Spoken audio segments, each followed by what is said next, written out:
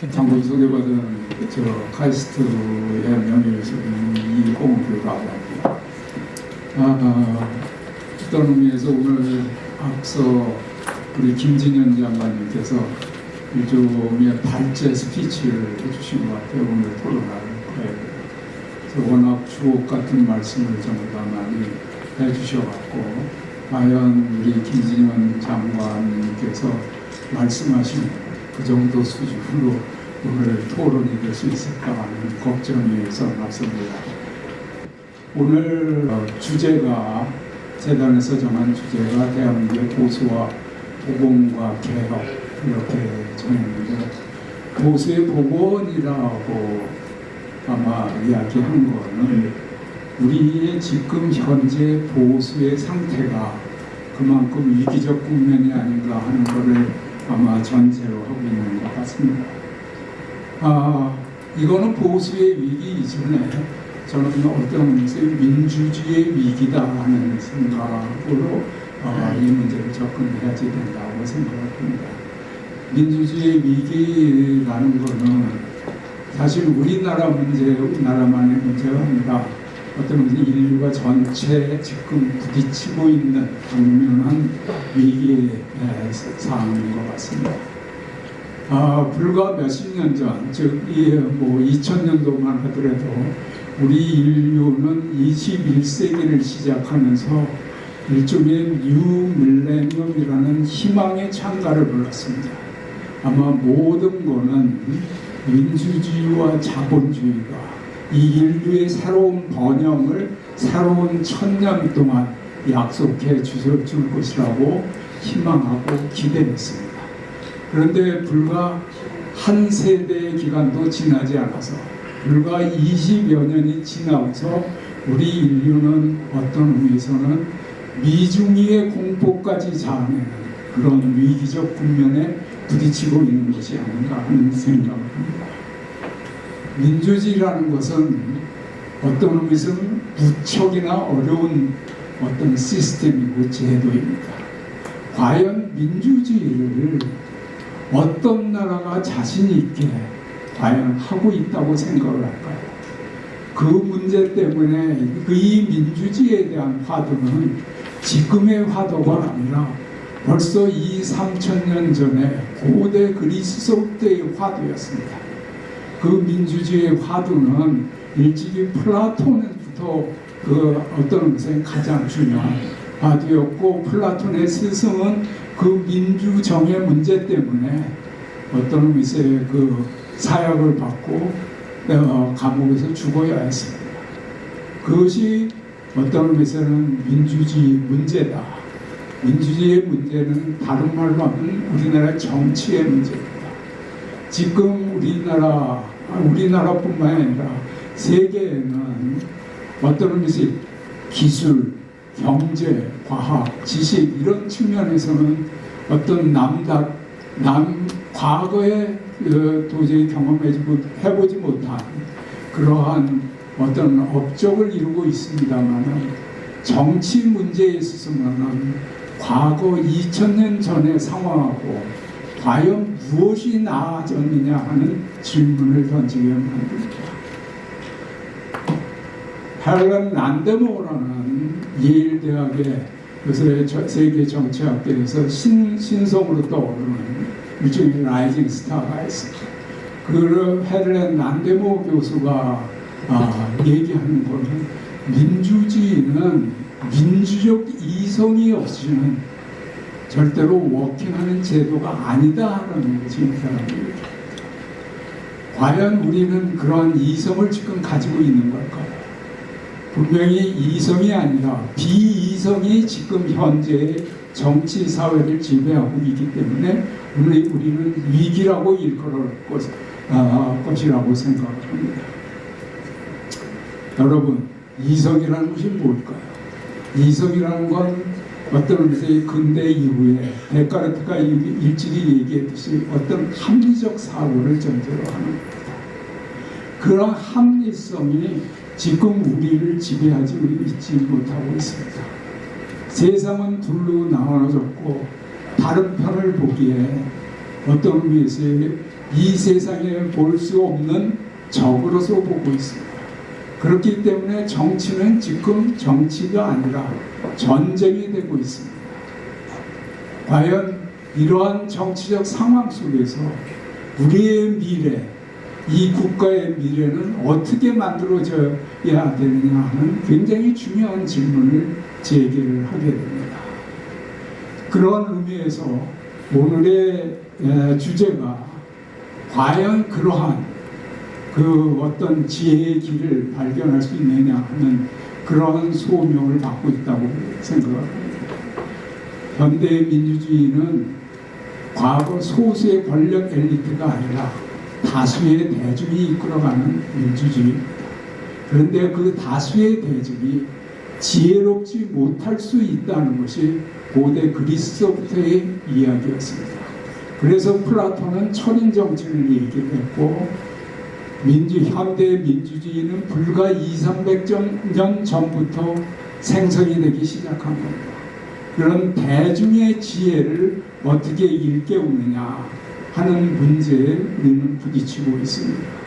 바로 오늘 아까 김진현 장관님께서도 말씀하셨듯이 한반도 선진화재단이 부딪히고 있는 그러한 어떤 의미에서 소명의식이 바로 오늘의 주제가 아닌가 하는 생각입니다.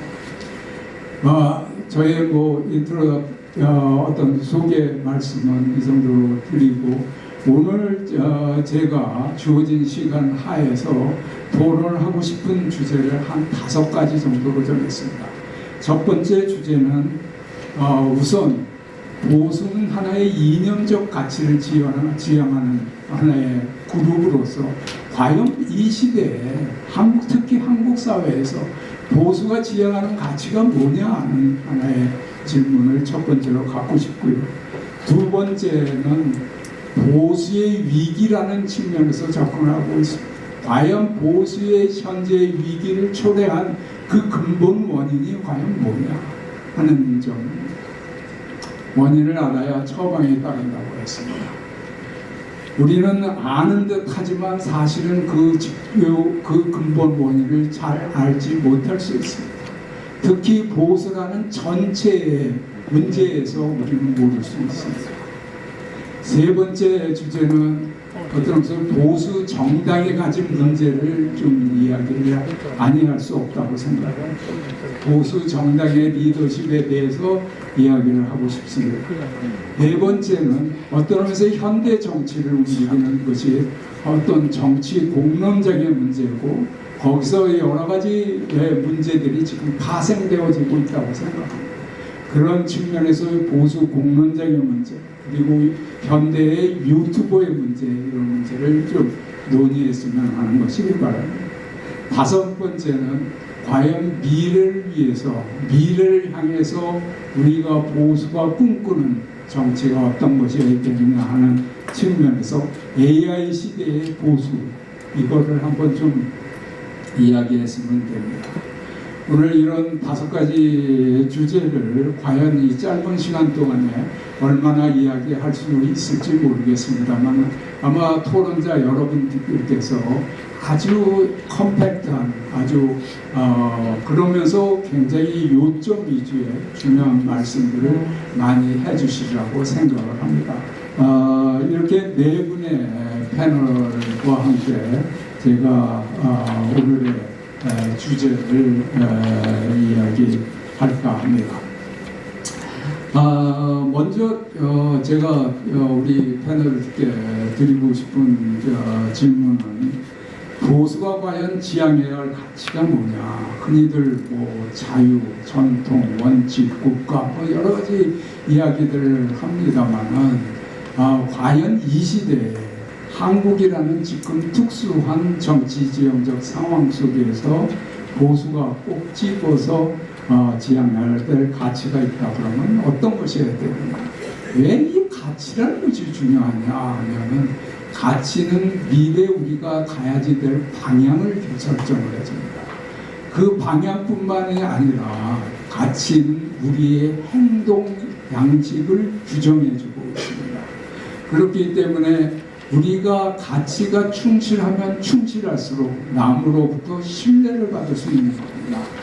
그래서 우선 이 보수가 지향할 가치를 먼저 질문해 드리고 싶은데요.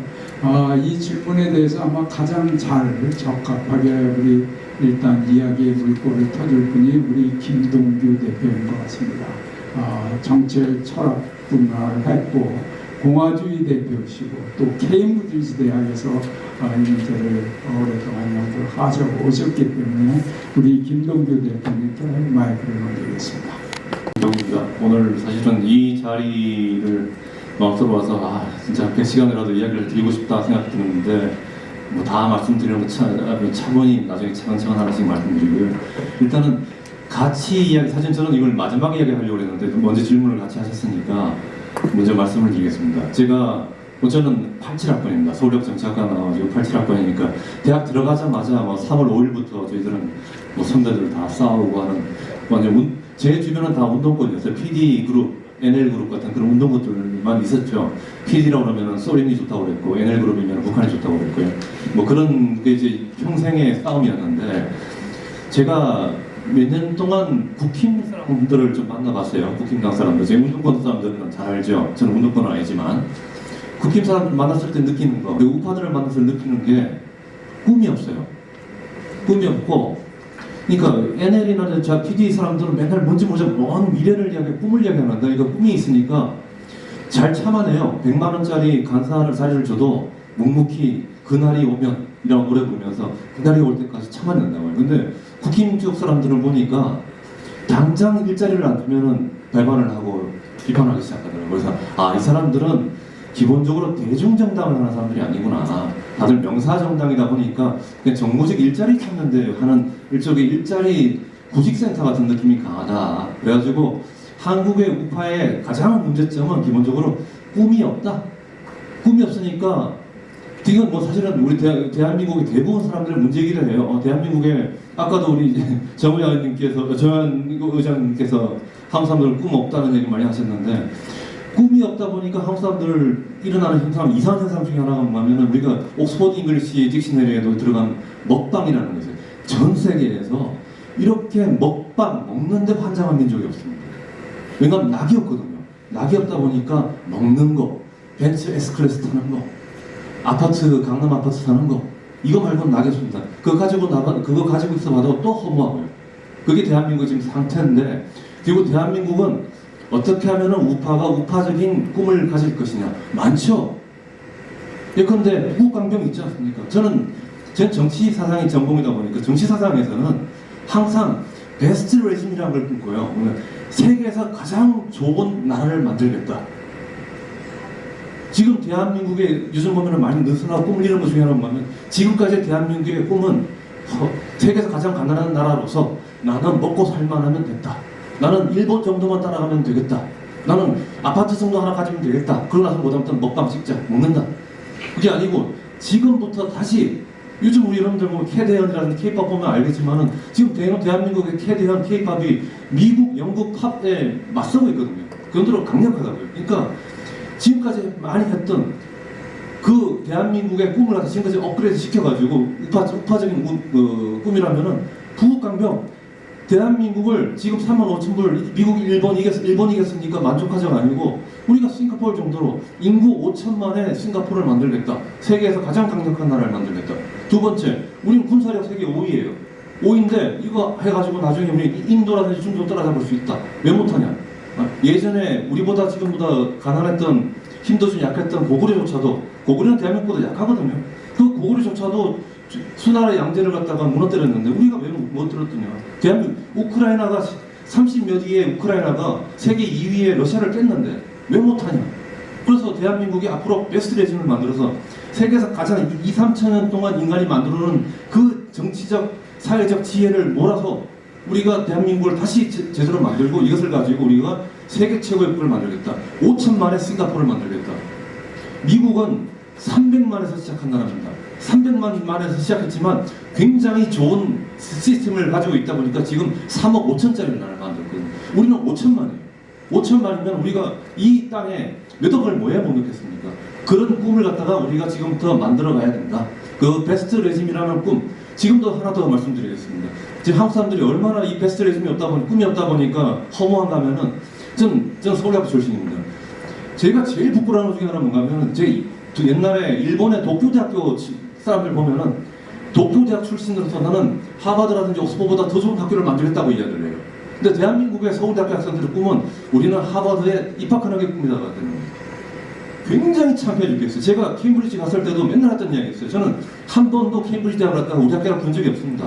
저는 이렇게 생각했어요. 나는 서울대학교가 파견한 스파이다.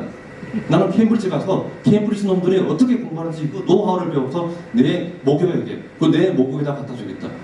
이 정도의 기계를 가지고 한다면은 더 이상 먹방이나 찍고 그러지 않을 거라고 봅니다. 그리고 이 길이 바로 베스트 레짐, 세계 최고의 국가를 만든다는 그것이 바로 대한민국의 보수를 살 거라고 생각합니다. 감사합니다. 아주 중요한 말씀 해주신 것 같아요. 아마 진보와 보수를 가르는 굉장히 중요한 내용이 국가를 더 중시하는 일반 국민들보다 어떤 의미에서 일반 국민들이 원하는 니즈에 우선 집착을 그것에 더 중점을 두느냐 하는 어떤 그 점일 것 같습니다. 국가라는 것은 일종의 관념의 공동체인데 국가라는 의식이 없으면은 결국 국민도 의식이 없다 하는 것이 어떤 의미에서 이 보수가 갖는 하나의 중요한 가치가 아닐까 생각을 합니다.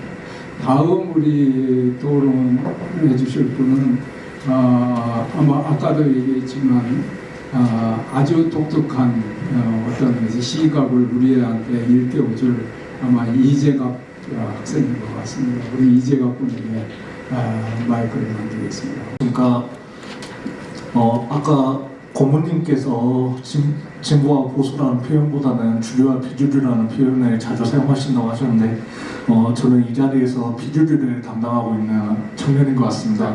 저는 지방에서 왔고 20대 남성이고 지방대학교를 다니고 있습니다. 어려운 분들 앞에서 몇 마디 올리려고 하니까 긴장이 많이 되는데 그래도 지방의 지금 보수가 비주류가 된 시대에 비주류 청년의 이야기라고 생각하면서 한번 들어주시기 바랍니다. 보수가 지향해야 할 가치가 뭐가 있을까 생각을 하면서 저는 제가 사회로부터 느꼈던 어떤 그 공허감에 대해서 한번 생각을 해봤습니다. 이 이야기를 먼저 드리는 이유가 제가 정치에 관심을 갖게 된 계기로 이어져서 그런 거거든요. 제가 고등학교를 다닐 때 한국에서 이제 그 세월호 사건이 있었습니다. 그때 제가 느끼는 건 되게 정치가 실종됐다라는 그런 생각이 그때 많이 들었습니다. 물론 지금 또 그거 정치적 원인만으로는 생각을 하지 않습니다. 그거를. 근데 그러면서 그때 이 사회에 옳음이 없구나라는 생각을 했었거든요. 그러면서 이제 그때 당시에 이제 보수 진영에 보이는 이미지는 약간 좀 이기적이고 기득권을 옹호하고 막 그런 이미지였고 약간 진보라고 하는 게 좀 약자를 좀 이해해주고 좀 그런 이미지가 좀 실제로 저는 가지고 있었습니다. 그렇게 해서 이제 대학교에 가서 소위 말하는 이제 운동권 활동을 어쩌다 하게 되었죠. 그 세월호 연대 활동 그걸 시작을 하면서 대직면에 포섭이 된 대학생 진보연합에 포섭이 된 케이스인데 그러면서 제가 제 또래 운동분들도 만났지만 소위 말하는 지금 586인데 아직도 그 시대 때 살고 계시는 분들이 있잖아요. 내가 뭐 대학 다닐 때 하염병을 뭐 몇 개를 던졌네, 내가 뭐 전두환이랑 싸웠네, 막 그런 분들이 계시는데 그런 분들을 만나면서 제가 또 느낀 그 갈증이 있었어요. 어떤 갈증이었냐면 이 사람들 말만 하지 책임지지 않는구나. 어쨌든 뭐 방향은 얘기를 하지만 책임지지 않고 그리고 또 문제가 도덕 지향적인 말을 하지만 도덕이란 게 결국엔 나에게도 적용되고 당신에게도 적용되는 어떤 그 사회의 준칙이란 거잖아요. 근데 그런 게 전혀 없었어요. 그 제가 봤던 그 586 운동분들은 소위 말하는 내로남불이라고 했죠. 그러면서 이제 조국 사태가 생겼고 그때 내가 지향하는 진보는 이게 아니다. 그리고 여러 가지 계기로 이제 전향을 하게 됐는데 저는 지금 이 시기는 사회에 어른이 없는 시대라고 합니다. 어른이 없는 시대라고 생각을 해요. 이게 여기 어른분들 많이 계시는데 이게 그 물리적인 어른이 아니라 약간 사회를 좀 청년을 품어주고 세대를 품어주고 어떤 갈등을 품어주는 어떤 그 이론적인 부분에서 어른이 없는 것 같다. 그러니까 지금 사회가 남녀 간의 갈등, 세대 간의 갈등 그런 것들이 나타나고 있는 것 같은데 보수가 결국엔 여기에서 지향해야 될 가치는 어른이 되는 이데올로기가 되어야 된다고 생각합니다. 어른이 된다는 것은 결국엔 책임을 져야 되는 것이고 결국엔 또 인기 없는 정책, 쓴소리라도 결국엔 공동체의 번영을 위해서 같이 해줘야 되는 거라고 생각을 해요.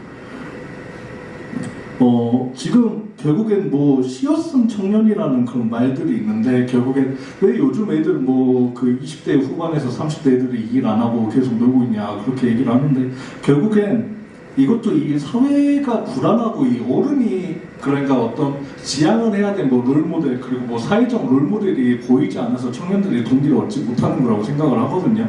결국에 이거는 우리 공동체의 심각한 문제다라고 생각을 합니다. 결국엔 지금 청년들에게는 뭐 삶의 가치를 삶의 의미를 제공해 줄 수 있는 어떤 수단들이 안 보이는 것 같아요. 종교라고 하는 것이 예전에는 그런 기능을 했겠지만 뭐 이제 뭐 종교도 워낙 뭐 속된 말로 약간 그 꼰대라고 하죠. 꼰대 같은 이야기만 좀 하는 것 같고 그리고 뭐 부모님 세대, 586 세대들은 뭐 정치적으로 워낙 그 청년 세대를 뭐 핏빨아먹는 그런 정책들을 지향하는 그런 지형을 지지하시는 분들 많고 그러니까 청년들이 갈 데가 없는 것 같은데 이런 상황에서 결국엔 보수주의 자체가 어떻게 보면 사회를 책임져주고 공동체의 번영을 이끌어주는 그런 방향으로 좀 나아가줘야 되지 않나 그런 생각이 듭니다. 저는. 감사합니다. 다음으로는 우리 주 변호사님께 좀 부탁을 드리고 싶은데요. 주 변호사님은 미국에서 아마 학부 때부터 그 점수로 굉장히 오랫동안 공부를 쭉 해오신 것 같아서 아마 미국의 보수가 생각하는 어떤 가치와 한국의 지금 현재 보수가 지향할 가치에 대비 같은 것도 좀 말씀을 해주셨으면 부탁의 말씀을 드리면서 하여튼 우리 주 변호사님 말씀을 드리도록 하겠습니다. 네, 안녕하십니까. 이제 중학교 때부터 미국에서 살아가지고 학부 석사 2개 이제 법대까지 나오고 한국에 이제 군대를 가서 미국인은 아닙니다만은 유년 시기를 미국에서 살아가지고 이게 아마 X세대인데도 불구하고 제 나이층의 80%가 진보입니다. 네, 보수로 유지되고 있는 게 영향권에 좀 벗어나서 그런 거 아닌가 이런 생각이 들기도 하는데 일단 기본적으로 저는 이 가치에 대한 논쟁은 외부 요인을 떼놓고 생각할 수는 없다고 봅니다.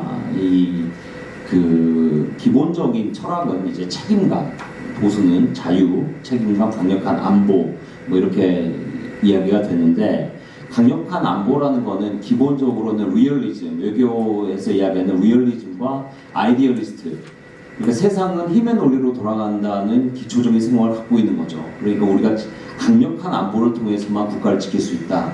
그래서 북한에 대한 정책이라든지 외교 정책은 안보에 중점이 되어 있습니다. 그거는 변하지 않을 겁니다.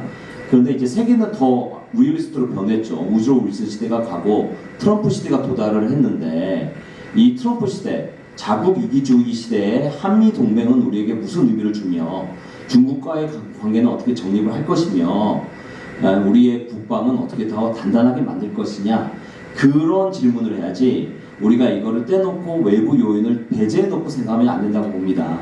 세계의 외교 통상 현안이 변하고 있는데 거기에서 한국이 지향해야 되는 관점 보수의 그 자립 책임감 그리고 안보주의 이건 어떻게 갈 것이냐 그리고 이제 또 하나의 측면은 이제 그 자유 시장주의죠. 그럼 시장주의는 뭘 의미하느냐 경쟁 아닙니까 경쟁? 그러니까 각자 최선을 다해서 경쟁을 하고 그 경쟁에서 나오는 열매와 과실을 누려라. 거기에서 정부는 최소한의 그 규제를 하겠다. 이게 이제 보수주의인데 이게 이제 상충되는 부분이 있습니다. 뭐냐면 인공시대가 도래를 했어요. 인공지능 시대가.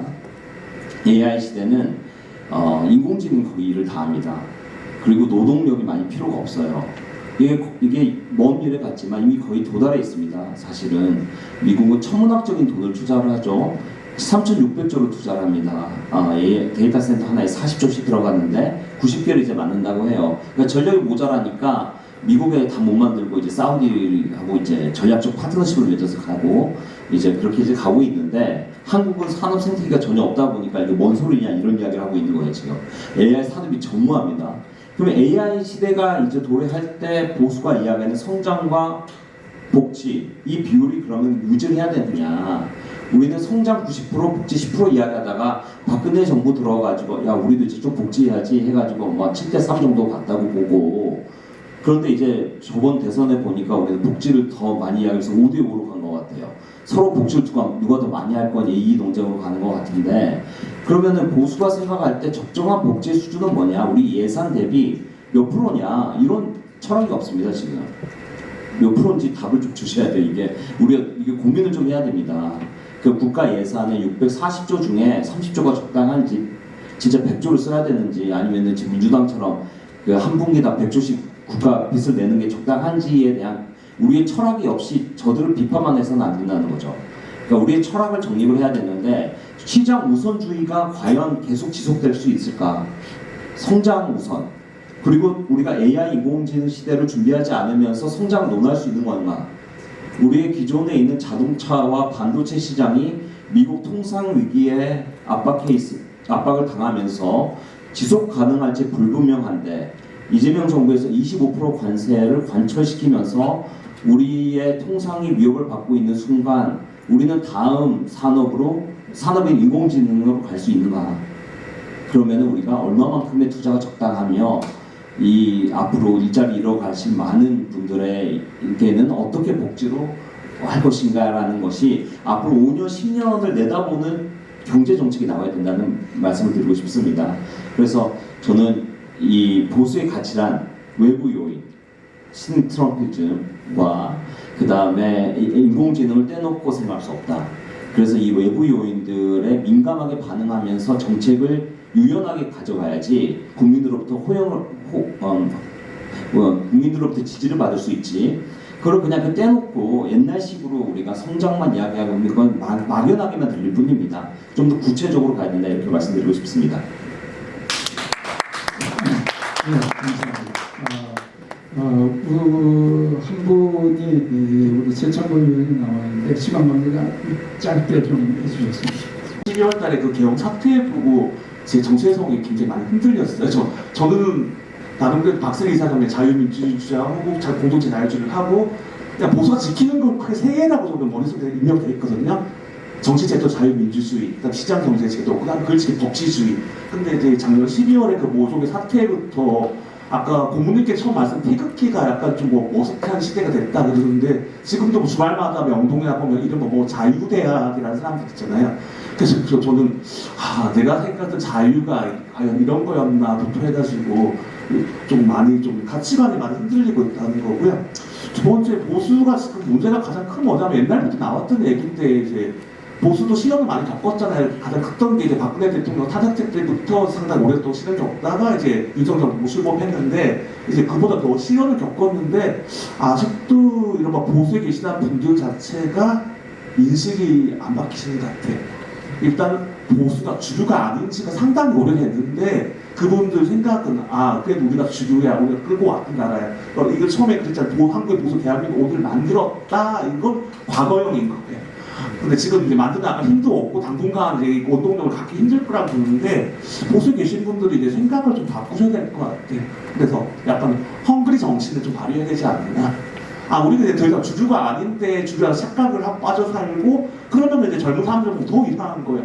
저분들은 왜 저러지? 속된 말 꼰대인가? 그러면서 세상은 이렇게 바뀌고 저분들은 주류가 아닌데 왜 저런 말씀을 하시지? 그러면 점점 어려질 거란 말이에요. 그리고 두 번째 제가 한 거는 헬무트 콜이라고 소속 총리였는데 독일 통일됐잖아요. 그 정치에 대해서 굉장히 중요하죠. 간단한 말 말씀하셨어요. 정치 선거 쉽다. 중도를 장악해야 된다 그랬잖아요. 그러니까 보수들은 당연히 오른쪽에 힘의 균형을 두고 오른발에 힘을 주고 있었겠지만 왼발 가지고 최대한 가까이 그 중간선 넘어가시고 상대방 영역 넘어가서 힘을 들고 영역을 확장을 해 나가야 보수 확장되는데 지금 뭐 죄송한데 박수영 의원님께서 죄송한데 뭐 국민의힘 지도부라든지 그런 분들은 그냥 계속 우회전만 하려고 하시는 것처럼 전 보이거든요. 근데 가운데 선을 중앙선을 지봉을 해서 넘어가야 되는데 선거에서 이기려면은 계속 우회전 하면 탈선밖에 하지 않는 거잖아요. 전 그래서 두 가지를 좀 말씀드리고 싶다. 하나는 이제 생각을 다 바꾸셔야 된다. 여기 계신 분들 보수는 더 이상 주류가 아니에요. 선거 결과도 아마 마찬가지일걸요. 제가 뭐 선거 전문가도 아닌데 언론 전문가하고 봤는데 이런 식의 그 정치 환경 분포 그다음에 수도권에 특히 이기지 못하는 선거로 가면은 앞으로 어쩌다 국민의힘이 이제 전국 단위 대통령 선거에서 하는 사표가 없으니까 짓고 살 수 있을 거예요. 그런데 이 상태로 계속 가면은 총선에서는 수도권부터 해가지고 계속 질 거고 그럼 여소야대 전국이 될 거고 그럼 또 지난 12월까지 부대가 사태까지는 안 갔지만은 여야가 부딪히면서 갈 수 있을 텐데 이거를 생각을 바꾸지 않으시면 어떻게 우리가 보수의 가치를 지키면서도 중도층에 있는 사람들 최대한 끌어올 수 있을까를 좀 노력을 해야겠다고 저는 봅니다. 네. 지금 뭐 일단 그 보수 지형의 가치에 대해서 말씀을 나눠보셨는데 어떤 의미에서 뭐 여태까지 보수가 생각을 해야지 될 여러 가지 것들을 짚어주셨다고 생각합니다. 국가의 문제인지 책임의 문제 또 어떤 현재 상황에 적합한 보수의 가치의 어떤 세련화 그 다음에 중도로서의 어떤 자기에 대한 반성 이런 것들을 아마 짚어주셨다고 생각을 하고요. 첫 번째 주제는 좀 이 정도로 마무리하고 두 번째 주제로 넘어가려고 합니다. 두 번째 주제는 보수의 지금 현재의 위기, 그 위기의 근본 원인이 뭐냐 하는 얘기입니다. 아마 지난 한 7, 8년을 통하면서 보수가 배출한 대통령이 두 번이나 탄핵이 되는 그러한 상황을 겪었습니다. 그 다음에 지난 12월 33일 이후에는 지금 몇 달 동안 한국의 보수 정치는 그러면서 찬탄이냐 반탄이냐는 갈림길 속에서 혼란의 극치를 보여주고 있다고 생각합니다. 아직까지 그 문제를 제 생각으로는 정리를 하지 못한 것이 보수의 현 주소가 아닐까 하는 생각합니다. 물론 이러한 찬탄과 개헌과 찬탄과 반탄이라는 것이 보수의 위기의 어떤 직접적 원인이라고 생각합니다. 그런데 보수의 위기의 원인은 저는 여러 가지 다양한 더 근본적인 원인들이 있다고 생각합니다. 아마 부분적으로는 앞서 말씀하시면서 이미 얘기를 했다고 생각을 하고요. 이 문제에 대해서는 우리 다시 김동규 우리 대표께 질문을 드려야 될 것 같은데요. 어떤 의미에서 좀 더 학문적인 접근 입장에서 미리 이야기를 들어보는 것이 좀 더 낫겠다 생각을 해서 한번 좀 시작을 해주시죠. 자, 오늘 사실 하고 싶었던 이야기는 지금 제가 드리는 말씀입니다.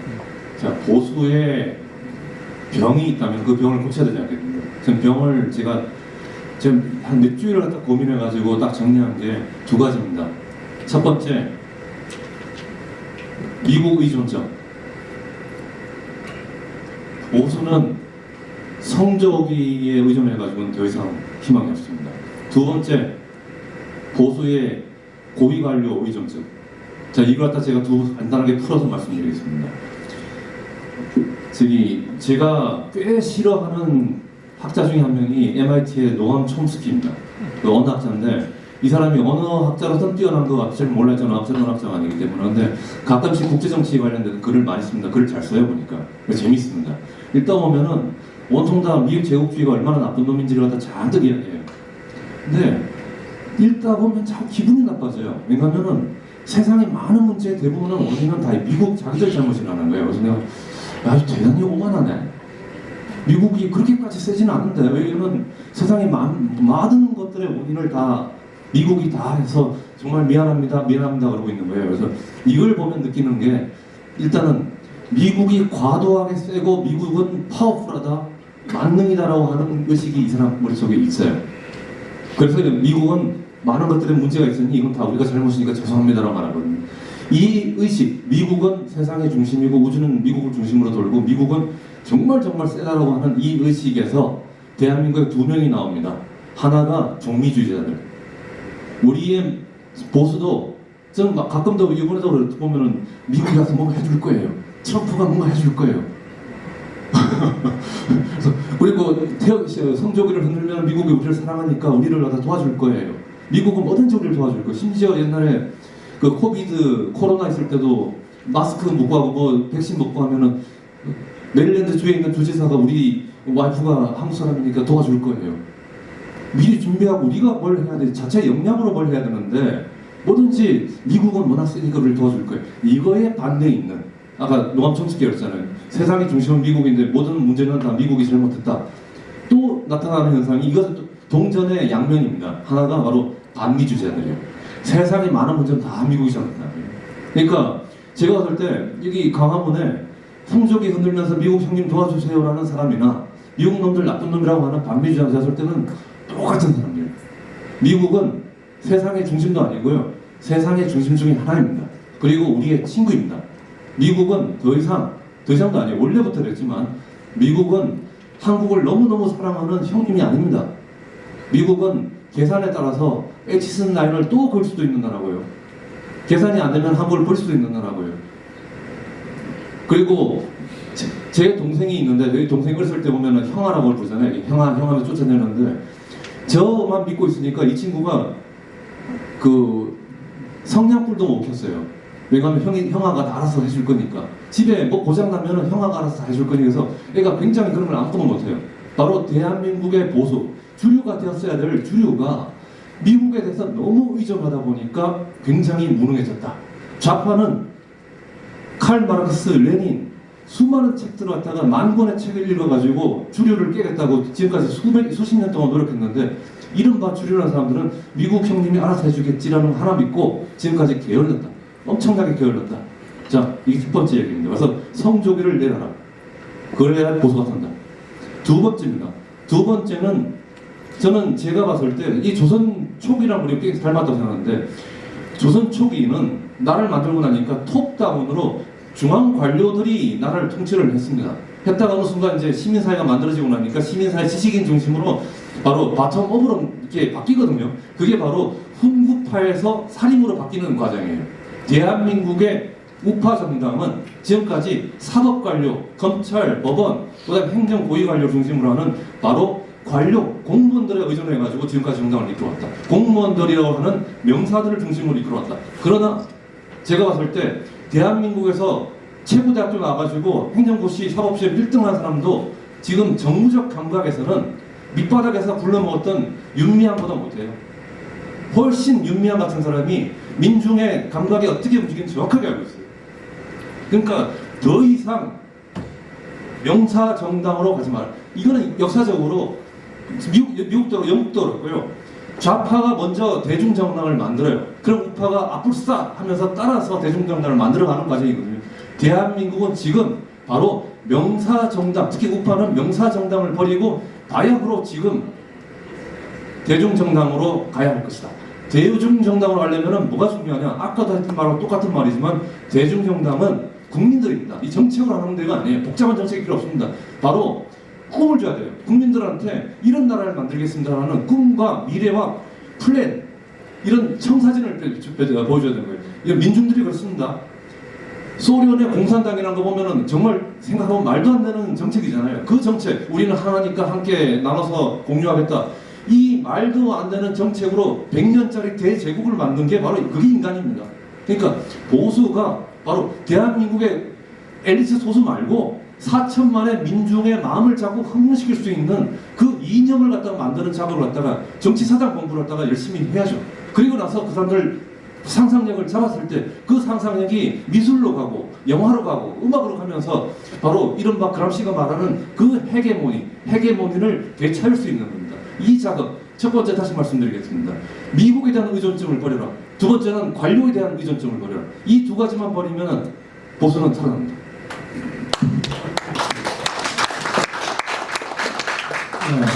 감사합니다. 보수가 가지는 의식 문화 이 문제점을 아주 통일이 지적해 주신 거 아닌가 생각을 합니다.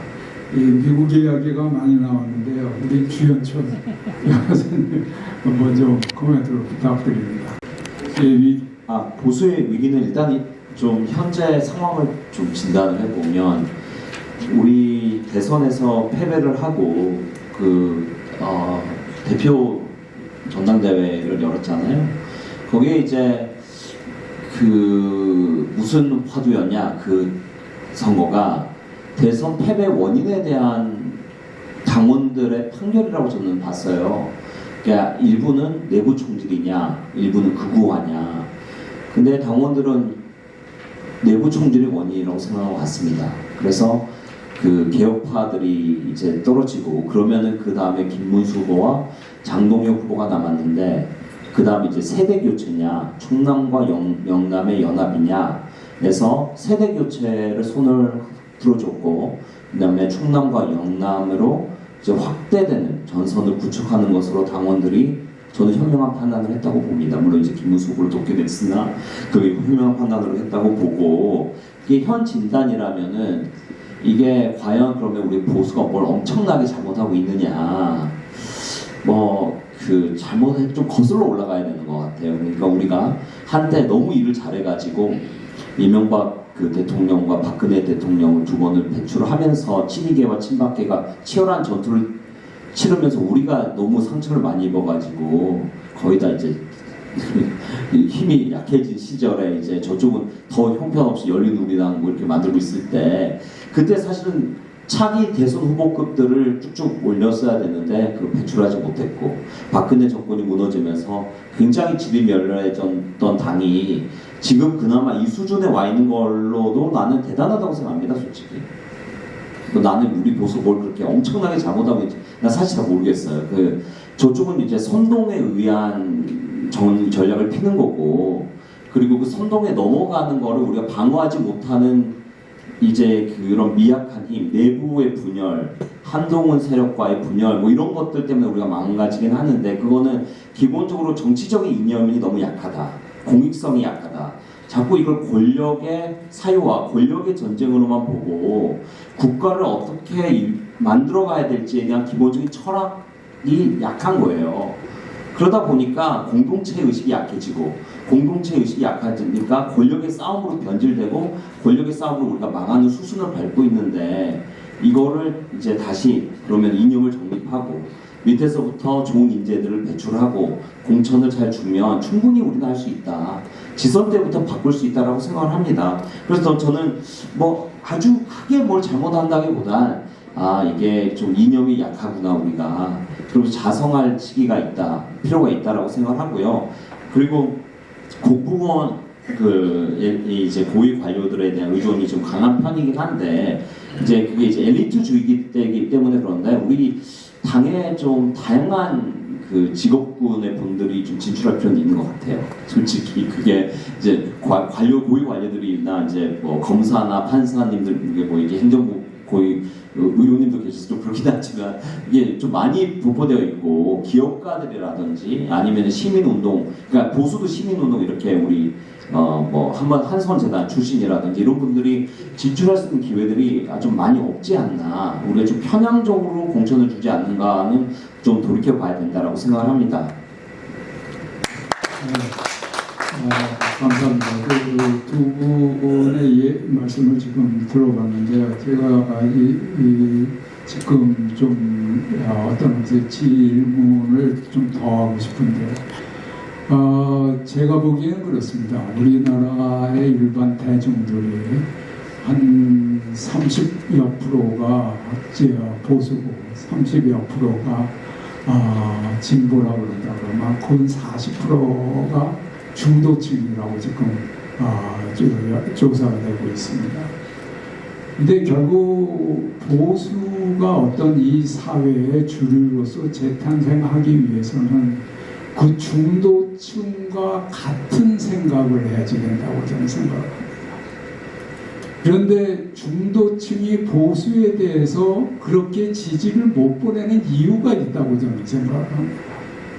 일종의 중도층과 또 광의 진보를 포함해서 어떤 의미에서는 보수의 룰링 엘리트에 대한 굉장한 분노감을 갖고 있습니다. 그 분노감의 본질이 뭐냐 하는 것을 어떤 의미에서 이 보수가 재탄생하기 위해서는 곱씹어 봐야지 된다 하는 좀 생각을 합니다. 그런 저의 의견을 보태면서 두 분께 보수의 위기 원인 그에 대한 좀 말씀을 듣고자 합니다. 우리 최창원 의원 좀 이야기해 주시겠어요? 편집장님 말씀하실 때 제가 깜짝 놀라서 저도 고민하는 지점이 그거였거든요.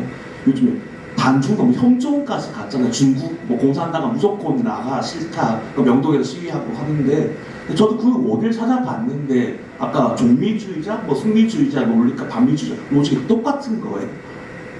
그러니까 뭐 미국이 전지전능하고 모든 나쁜 짓 했다. 예를 들어서 좌파도 주장했던 게 6.25 전쟁을 남측이 도했다. 왜? 미국이 뭐 그런 그 믿었던 사람들도 있는 거잖아요. 근데 왜 전지전능하고 뭔가 나쁜 짓을 하는 악마의 제국이니까. 근데 중국 공산당, 그러니까 중국 정부에 대해서도 똑같은 로직이 적용이 되더라고요. 저도 그 중국 관련 글도 많이 쓰고 하고 생각을 많이 해봤는데 이분도 생각이 똑같아요. 근데 틀렸단 말이에요. 그게 중국 공산당이 나쁜 짓도 많이 하고 뭐 나름 능력 있는 정당은 맞지만 전지전능하지 않거든요.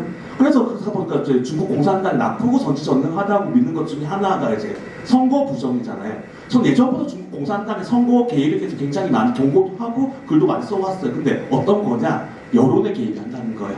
실제 뭐 네이버 댓글 같은 거를 조사한 논문도 여러 편 있거든요. 저도 이제 뭐 중국 굽는 글 쓰면 중국 사람들 쓰는 댓글도 받고 조금 부실한 사람들은 이제 메일까지 보내가지고 너 대만서 공부했을 때 이딴 글 쓴다 식으로 욕까지 하고 하는데 실제 많이 겪어보기도 하고 네이버 댓글 같은 거 분석해 놓은 거 있는데 실제 보면 그런 식으로 게시판을 하고요. 그다음 각종 인터넷 게시판들이 있잖아요. 저는 잘 가지 않는데 뭐 루비 맵인이 뭐 많이 있어요. 그런데 개입을 하고 있는 거고요. 세 번째는 저는 정보기관 쪽 사람들한테 들은 건데 분열 정책을 쓰고 있어요. 중국이. 근데 중국이 말하는 이걸 막 태극기 부대, 우파 부대랑 이런 막 개딸이라 부르는 이재명 대통령 그들 지지층을 다 지원한다는 거예요. 뭐 금전이든 인력이든. 왜 그렇게 해야 대한민국이 싸우고 지적으로 무너진다는 거예요. 좌파 우파가 극단으로 싸우고.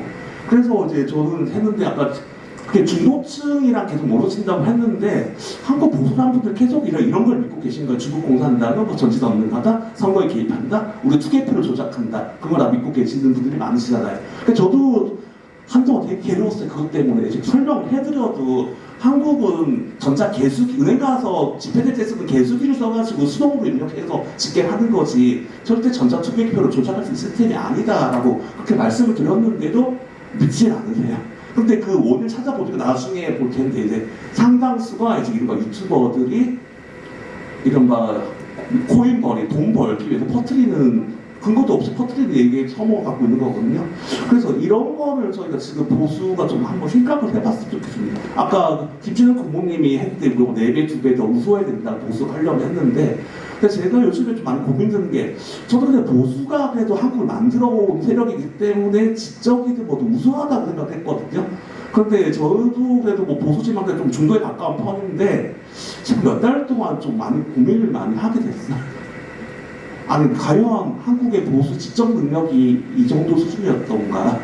이런 뭐 일부러 퍼뜨리면 가짜뉴스 이렇게 잘 넘어가가지고 선동돼가지고 중국 공산당이 뭐 선거도 조작하고 뭐 뭘 다 한다.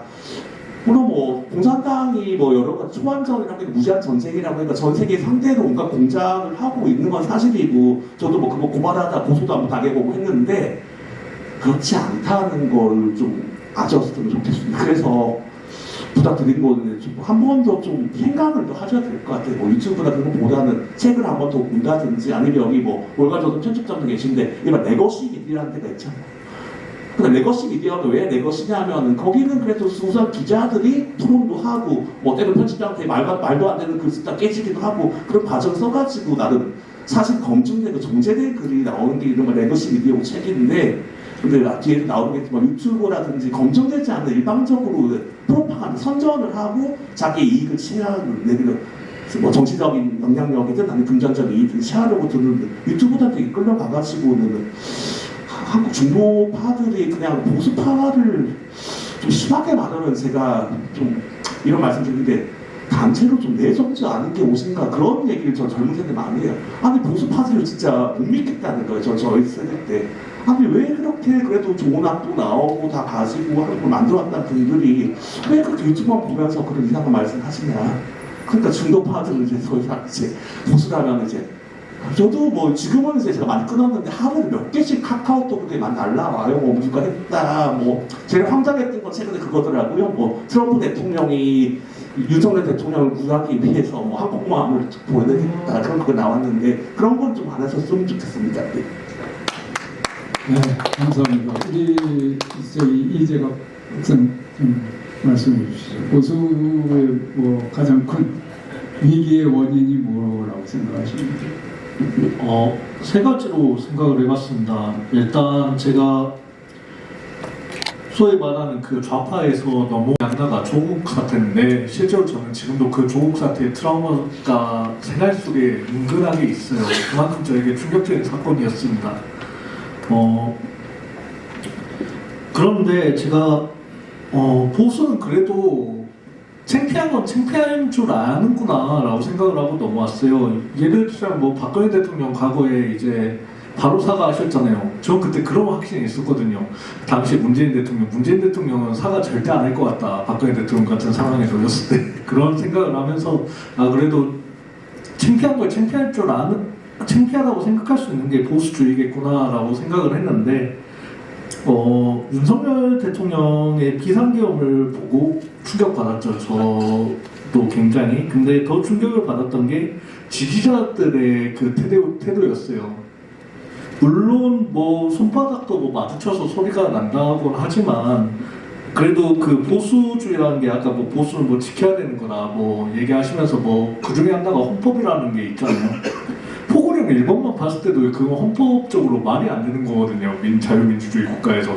근데 이런 거를 어쨌든 뭐 다른 뭐 이유를 들으면서 뭐 대의를 들어서 엄청난 뭐 음모를 생각을 하면서 윤석열 대통령이 옹호를 하면서 보기가 상당히 좀 괴로웠습니다. 그러면서 네.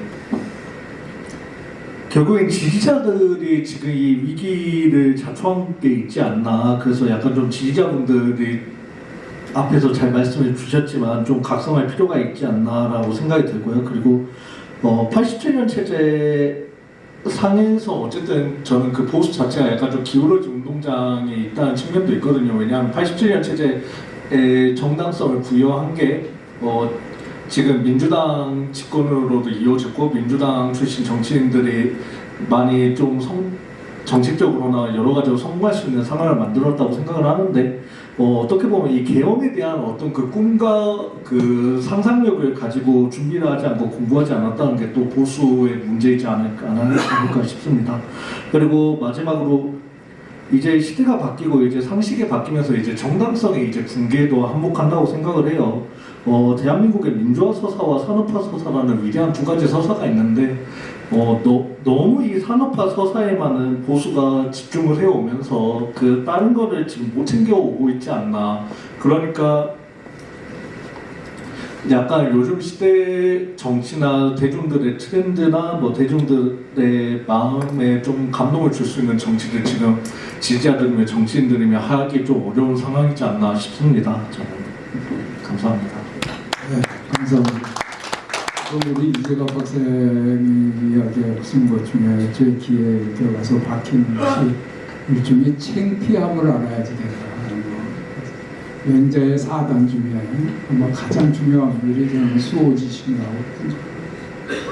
그 창피함을 이 사회의 어떤 셀리트들이 자꾸 잊고 잊어온 것이 한국의 어떤 위기에 아주 깊은 우리의 원인이 아닌가 하는 생각을 하게 됩니다. 이러한 보수의 위기는 어떤 의미에서 가장 핵심적인 것이 보수 정당의 문제라고 생각합니다. 지금 뭐 보수 정당의 문제를 얘기한다 그러면 이 자리에 계신 모든 분들이 적어도 상당 시간 동안 어떤 의미에서 이야기를 하실 수 있다고 생각을 합니다. 그렇지만 제가 그 시간을 이용해서 한 가지 보수 정당의 문제를 얘기한다 그러면 저는 한국의 정당이 굉장히 위기적 상황에 근본적으로 진보 정당을 포함해서 놓여 있다고 봅니다. 왜 그러냐면 한국의 정당은 정당 구조가 일종의 인물 정당일 수도 있고 정책 정당일 수도 있는데 상김 이후에 인물 정당의 흔적이 완전히 사라졌습니다. 그렇다고 정책 정당으로 옮겨갔느냐? 그럴 능력이 없어서 옮겨가지를 못했습니다. 그러니까 정당의 기반이 없는 거죠. 그것이 나타나는 것이 불과 몇 년 전까지만 하더라도 정당의 수명이 불과 2년 이내였습니다. 2년 내에 다 이름받고 정당의 기반 자체를 다시 재형성시켰습니다. 그런데 그렇기 때문에 정당 자체에 자생력이 없습니다. 근데 정치는, 정당은 기본적으로 공적인 공신의 기반을 두고 있어야 됩니다. 그런데 정당의 기반이 그렇게 약하다 보니까 정당 구성원 자체가 어떻게 되냐면 사심에 매달릴 수 없는 구조가 됩니다. 그것이 아주 극명하게 나타나는 것이 저는 공천 구조라고 봅니다. 지난 친윤의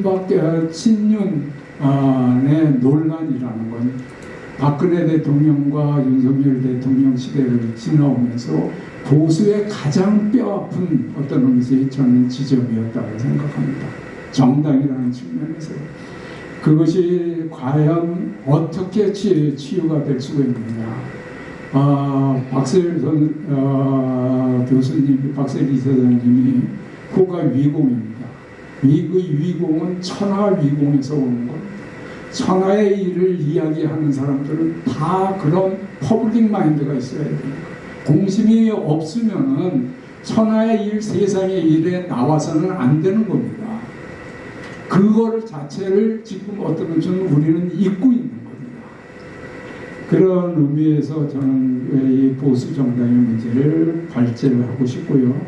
그런 의미에서 우리 최창건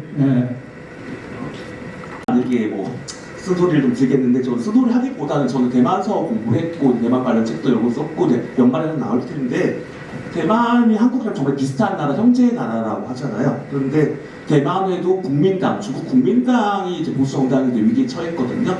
그래서 국민당이 이제 2000년도에 처음 한번 정권 내주고 8년 뒤에 되찾고 그 다음에 다시 정권 내줬는데 세 번 연속 대선 패배를 했어요. 대만 역사 처음으로.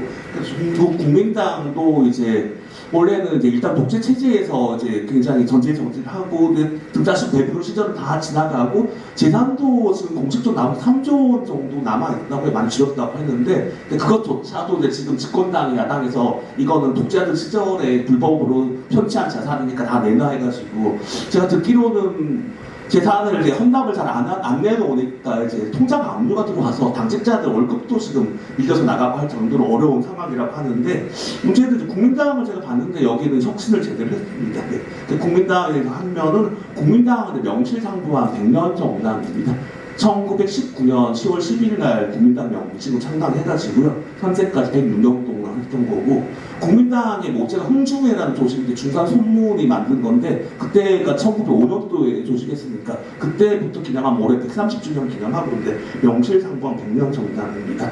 그러면서 아까 한국 정당 평균 수명 2.5년 정도로 통계만은 다른데 한 정당 10년 이상 가면 장수 정당이라고 하는데 100년 정당 했던 거고요.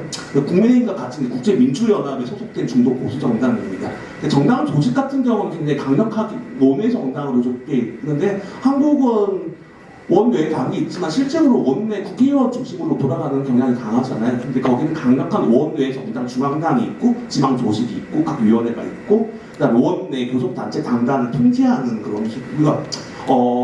재밌는 거는 국민당이 조직될 때 당시 이제 손문이 소련과 연대를 해가지고 소련 공산당이 도움을 받았거든요. 그래서 민주 집중제의 원칙에 의해 가지고 강력한 이제 민주 집중을 했습니다. 전체 당원, 당 대의원, 그다음에 당 중앙위원, 공산당도 당 중앙위원, 당 중앙위원, 그다음에 중앙위원 상설기구로 중앙상무위원회를 두고 그 중에 한 명을 당 주석 대표 선출하는 거고요. 역사가 긴 만큼 조직도 안정적인데 기본적으로 당 주석 임기 4년이 보장이 됩니다. 당 중앙위원도 4년이고 당 중앙위원만 2년 단위로 교체를 하게 되는데 강력한 리더십 하에서 할 수 있는 것이고요. 명지상병 100년 정당도 믿기 차는데 예전 제가 유학생 10몇 년 전만 해도 정말 젊은 사람들한테 완전 외면받고 있었거든요. 항상 그게 공무원 정당, 노인 정당, 이런 꼰대 정당이라고 비난을 받았는데 하고 젊은 청년한테 기회를 주지 않는다, 끼리끼리 다 해먹는다 이제 그런 이미지를 갖고 있었습니다. 근데 이제 아까 말씀드린 3연속 실패를 하는 야당 생활을 오래 하면서 본격적으로 실을 개설했는데 2020년도에 두 번째 대선 패배하고 나서 당 주석이 이제 책임을 지고 사임을 하고 나서 40대 삼선 입법이 국회의원을 선출했거든요. 그러니까 100년 정당에서 40대 당수가 선출된 것 자체가 혁신이었고 그때부터 리더십해서 정당을 했습니다. 근데 그때 했던 게 중국 국민당이라는 이름 빼고 다 바꿔야 됩니다. 네, 중국 국민당 거는 이제 우리 자산이니까 가져가지만 나도 다 바꿔야 된다는 것이고요. 첫 번째 개혁은 청년화를 했어요. 왜 그러냐면 2014년도에 영국의 보수당이 영 컨서버티브라고 젊은 보수당이 있는데 청년 보수당, 청년 국민당 같은 걸 만들었고요. 그래가지고 전체 당원을 모집하게 됐는데 40% 정도가 그때부터 했던 거고 2022년도 지방선거에 했는데 아까 공천 문제 했었는데 이때 혁신을 했어요. 근데 청년 가중치 최대 100%까지 부여할 수 있도록 했던 게 뭐냐면은 일단 신인에게 30% 가중치를 주는 거고요. 35세 이하에게는 70% 가중치를 더 주고 그다음에 40대한테는 50% 가중치를 주는 거예요. 그러니까 정치 신인이고 35세 이하면 최대 100% 1차 여론조사 가중치를 두개 해가지고 공천했는데 그렇게 해가지고 전체가 청년이 3040세 청년이 152인이 공천됐는데 그 중에 111명이 당선돼가지고 당선율 73%를 기록했다고 합니다. 그리고 이제 최근에도 국회의원 선거는 작년에 대통령 선거랑 같이 샀는데 대통령 선거는 지고 한석 사이로 국회의원 선거를 이겼는데 전체 이제 국회의원이 국민당이 52석인데 그 중에 30세부터 49세까지 의원이 몇 명이냐 하면은 총 18석, 52석 중 18석, 전체 3분의 1을 넘어선다는 게 있습니다. 세 번째 같은 경우는 교육인데요. 한국 같은 경우는 이제 국민당이 삼민주의를 이념을 한 건데 그런 기본적으로 하고요. 한국은 이제 정치 캠프 같은 거하고 정치 대학 같은 거 간단히 구경하는데 핵심 프로그램에 빠져 있는 것 같아요. 그래서 일본의 마스시다 정경숙이라고 파나소닉 설립자가 만든 마스시다 정경숙을 벤치마킹해가지고 중산 정경숙이라는 걸 운영하고 있습니다. 중산 수능원 이제 손문의 창업자를 이름한 것이고요. 세 번째 같은 게 디지털화인데 이제 당 대표 직속으로 디지털 스튜디오를 만들고 청년 정치 집중 배치한 거예요. 그래서 제가 놀랐는데 거기 디지털 스튜디오의 평균 연령이 보니까 28세인 거예요. 저는 40 넘었으니까 아직 끼지도 못할 정도이고 그리고 디지털 스튜디오 같은 경우는 당 주석이 절대적으로 침입하고 터치를 하지 않는다. 내가 모든 걸 책임질 테니까 젊은 사람들 할 만한 건 다 하라고 해가지고 성공했다는 겁니다. 국민당 사례 시작점 같은 경우는 이제 나카소네 야스히로 일본 총리가 했던 말 중에 보수의 위원회에서 했던 게 이제 불협과 유행이라 했는데 꼭 지켜야 될 가치는 지키면서도 바꿔야 될 것 유연하게 대처한다는 게 국민당이 100년 정당의 역사를 지키면서도 이제 수명 유지하고 있는 것을 봅니다. 그래서 지금 전망으로는 이제 지금은 3연속 했지만 내년 지방선거가 있을 거고요. 내후년에 이제 대선 총선이 있을 건데 그때는 정권 탈환도 가능할 거라고 그렇게 보고 있습니다. 네. 우리 주현철 변호사님.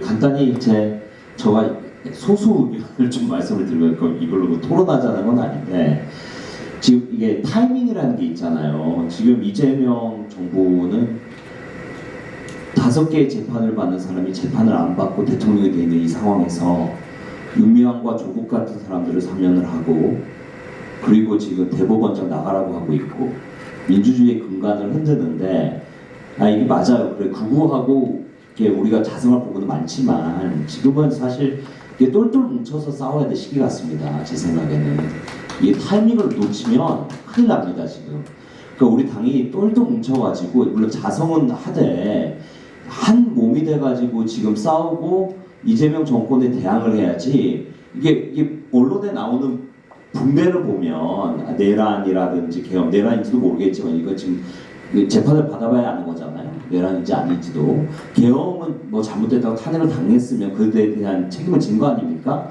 그러면 지금은 사실 민주당이 하고 있는 여러 가지 행태에 대해서 우리가 한 목소리로 목소리를 내지 않으면 여론이 받아쓰는 거는 90%꼭 우리에게 아직도 책임이 있는 것처럼 쓰고 있는데 지금 대한민국의 민주주의를 흔드는 건 이재명 정권입니다. 이거 우리가 더 이야기를 해야 돼요. 네.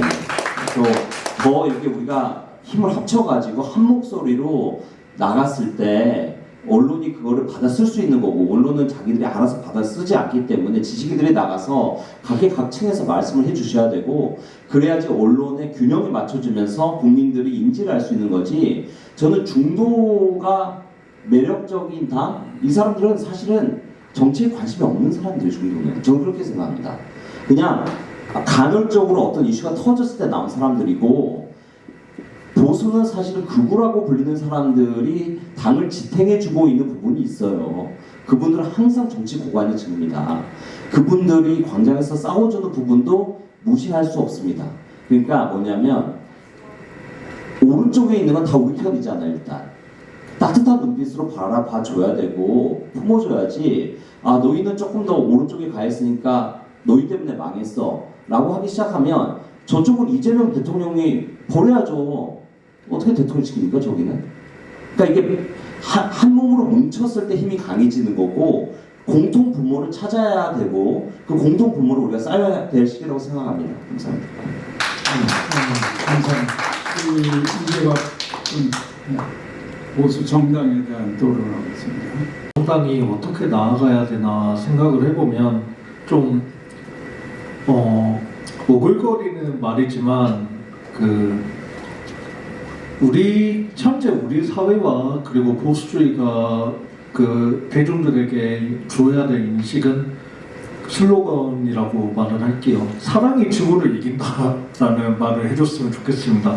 이 슬로건이 어디서 나온 거냐면 2016년 미국 대선에서 힐러리를 지지하는 약간 여성 페미니즘 그룹이라고 해야 되나요? 그쪽에서 이제 트럼프 행정부의 출범을 반대하면서 러브 트럼프 헤이트 그렇게 얘기를 하면서 사랑이 증오를 이긴다라는 슬로건을 얘기를 했는데 지금 정치 자체가 그냥 혐오의 시대인 것 같습니다. 물론 그 우파 내에서도 혐오가 있겠죠. 근데 제가 예를 들어서 오늘 제가 이 프레스센터 태어나서 처음 와봤는데 1층 들어올 때 입구에서 놀랐어요. 언론노조라고 하는 데에서 피켓을 엄청 많이 문에다 붙여놨더라고요. 근데 소위 말하는 좌파 쪽에서 민주당 쪽에서 예를 들자면 군인들 어떤 특정 성별들 특정 정치 성향을 가진 사람들에 대해서 비판을 하고 욕을 할 때 그게 과연 그건 과연 우리가 혐오가 아니라고 말할 수 있나. 예를 들자면 그런 거 있어요. 제가 호남 사람이고 광주 토박이거든요. 광주 어른들 대구 욕 엄청 많이 하세요. 되게 그러면서 이 분노의 이 혐오와 이 분노의 내면에는 그게 있는 것 같아요. 내가 그동안 당했으니까 너도 이제 당해도 된다. 내가 이제 위에 올라갔으니까 당해도 된다. 그런 건데 어떻게 보면 지금 민주당이나 소위 말하는 좌파 쪽에서 하는 우파에 대한 혐오가 그동안 자기들의 비주류였던 시기였을 때 우리가 당했던 게 있으니까 이게 이제 너희들이 그만큼 당해야 된다. 약간 좀 그런 논리인 것 같던데 국민의힘은 우리는 달라야 된다라는 걸 보여줘야 될 것 같습니다. 결국엔 대중들에게 자기의 삶에 대한 자긍심을 주는 메시지를 많이 줬으면 좋겠고요. 그리고 가족의 복원에 대한 이야기를 많이 해줘야 됐고 많이 해줬으면 좋겠고요. 그리고 인간 사회에 서로 믿음과 신뢰, 사랑이 너무 오글거리는 말이긴 한데 지금 어떻게 보면 지금 이게 국민의힘이 대중들에게 다시 대중들을 다시 설득할 수 있을 때 가장 좀 필요한 가치이지 않을까 싶어서 저는 사랑이 증오를 이긴다 국민의힘에서 이야기를 해줬으면 좋겠습니다. 감사합니다.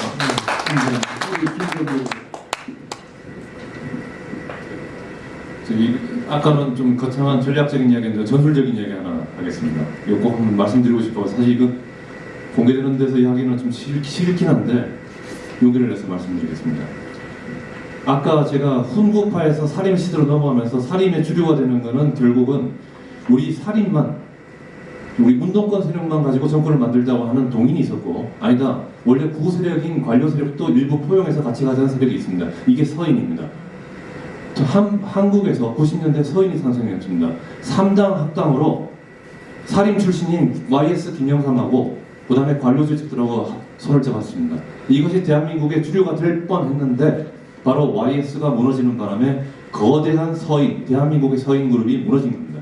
그래서 보수 세력의 가장 큰 약점 중에 하나는 뭐냐면은 YS가 사라졌다는 거. 그것이 크고요. 두 번째 있습니다. 이 두 번째는 뭐냐면 대한민국 아닙니다. 현대 사회의 최고의 공안 권력은 경찰입니다. 저는 그거는 검찰 친구들한테 항상 얘기했어요. 미셸 푸코가 이야기하는 감시와 처벌이라는 책이 있습니다. 이 책 다른 거 없습니다. 현대 사회는 검찰의 권력에서 경찰의 권력으로 넘어간다는 이야기입니다. 그게 바로 미셸 푸코의 얘기인데 지금 어떠한 이 상황인지 모르겠지만 대한민국 경찰이 보수당하고 척을 지는 바람에 대한민국 보수당의 용산도 포함해가지고 수많은 데서는 정보도 세고요. 수많은 데서 경찰이 비협조적으로 나오고 심지어는 어떨 때는 돌아서기도 하고요. 여하튼 간에 경찰이라고 하는 강력한 공안 권력과 척을 졌다는 것, 그리고 하나는 그 서인으로서, 대한민국의 서인으로서, 대한민국의 주류 민주주의 정당으로서 국힘당이 바로 YS라고 하는 강력한 도덕적 상징물을 잃었다는 것. 이 두 가지가 굉장히 고전하는데 큰 원인이 됐다고 저는 보고 있습니다. 네, 감사합니다. 보수 정당에 관한 문제는 이 정도로 하고요. 다음 주제는 정치 공론장에 관한 이야기를 좀 하겠습니다. 여러분 잘 아시다시피 정치 공론장이 굉장히 지금 현재 위기 속에 있고 그것의 또 상당 부분이 유튜버라는 하나의 새로운 미디어를 갖고 많은 논쟁이 있는 것은 사실입니다. 그런데 현대의 그 소셜 미디어의 굉장히 중요한 특징은 저는 이 문제를 갖고 한 몇 년 전에 책을 하나 썼었는데요. 뭐냐면 굉장히 극단화되는 일종의 편향화되는 현상이 하나 있고 하나는 굉장히 집단화되는 현상이 하나 있습니다. 그러니까 그 편향화되는 데에 굉장히 모티베이션이 뭐가 되고 있느냐 하면 그 미움과 증오가 굉장히 어떤 의미에서 디지털 소셜 미디어가 그거를 굉장히 강화시키고 있는 시대에 우리는 살고 있습니다. 그리고 그것이 유튜버를 통해서 또한 유튜브의 기능이 소위 셀프 오거나이징이라는 자기 조직화에 이르면서 필터링이 안 되는 의견들이 굉장히 급속하게 동시대적으로 전파가 되고 있는 것이 현대의 상황입니다. 집단화에 대해서는 여러분들 많은 얘기를 들어보셨을 거고 소위 에코챔버 현상, 메아리방 효과라고 해갖고 자기네 편에 있는 사람들한테 동시대적으로 그 감정이 공유되고 그것이 또한 굉장히 결집력을 갖고 집단화되고 있는 것이 우리 지금 현재의 상황입니다. 과연 이런 상황 속에서 한국의 정치 공론장이 어떻게 앞으로 나갈 거냐 하는 굉장한 어떤 의미에서의 위기적 질문을 하지 않을 수가 없습니다. 아마 이 문제에 대해서는 비교적 AI 또 소셜미디어 이 부분에 좀 잘 아시리라고 출치되는 우리 주현철 변호사님 얘기를 좀 듣고 나머지 분들은 혹시 좀 말씀하실 분이 있으면 저한테 이야기를 해주시면 그분들만 토론에 참여하면서 하겠습니다.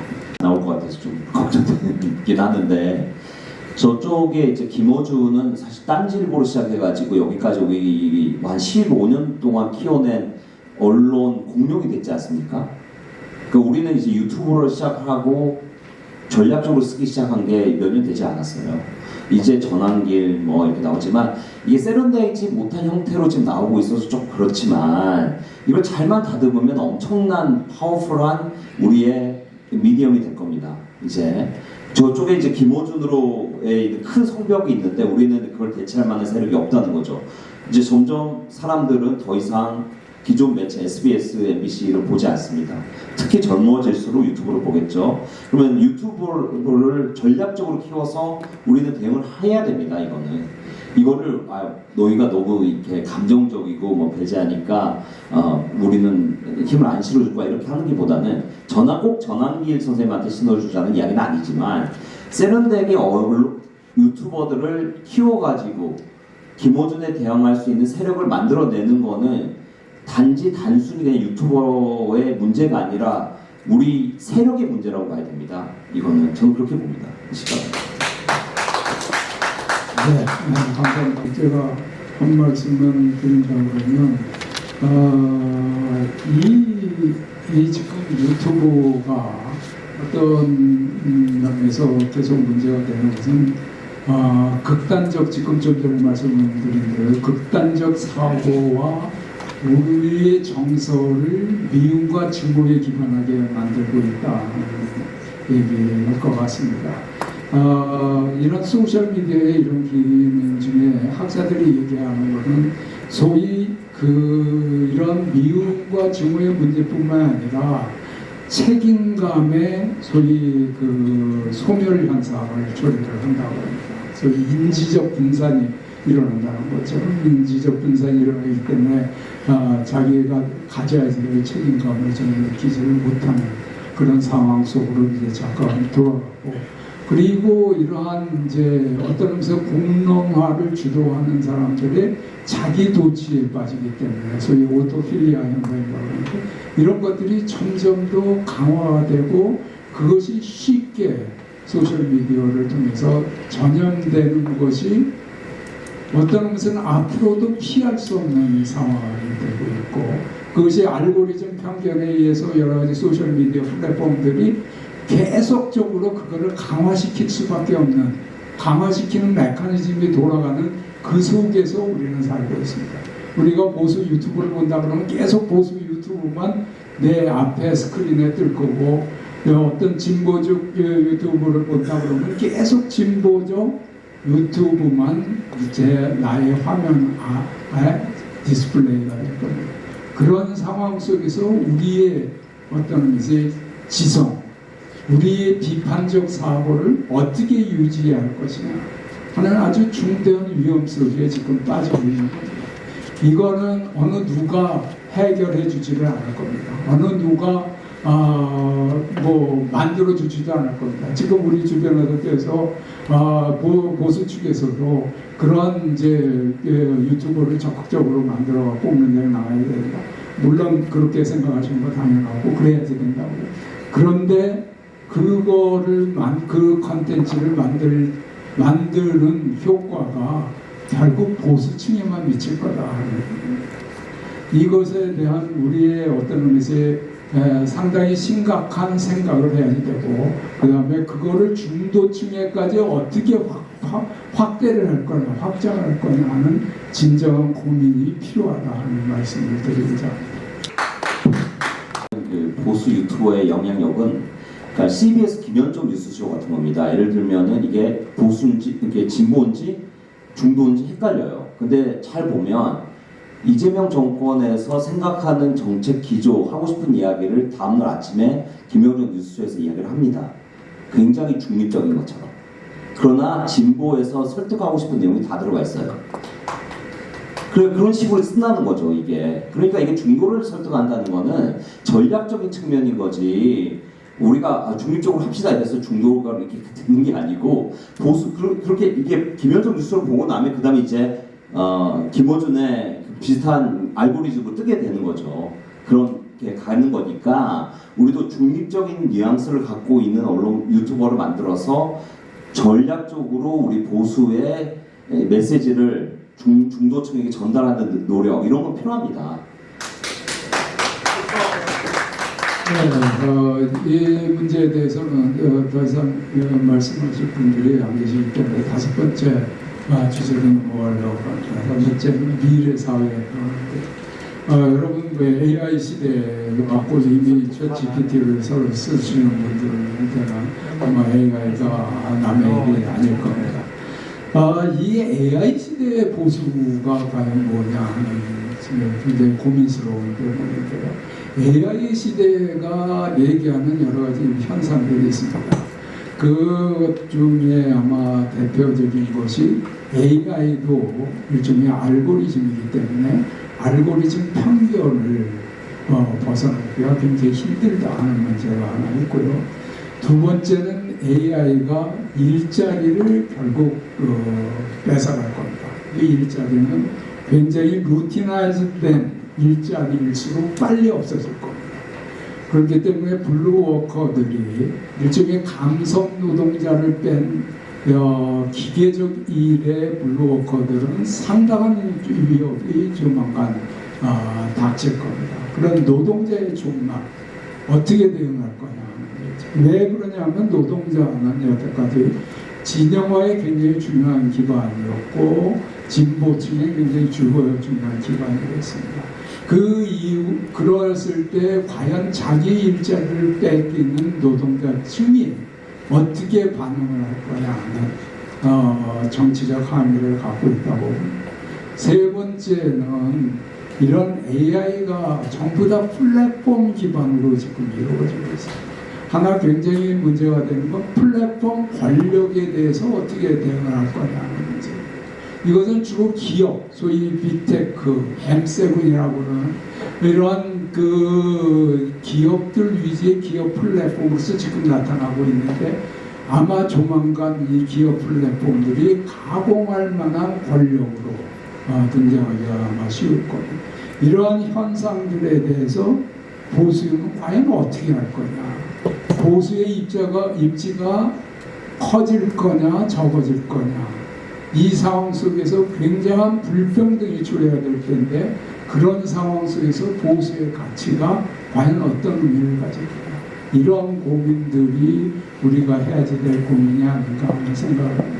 이 문제에 대해서 좀 우리 김동규 의원이 일단은 뭐 질문 다 말씀드리기는 그렇고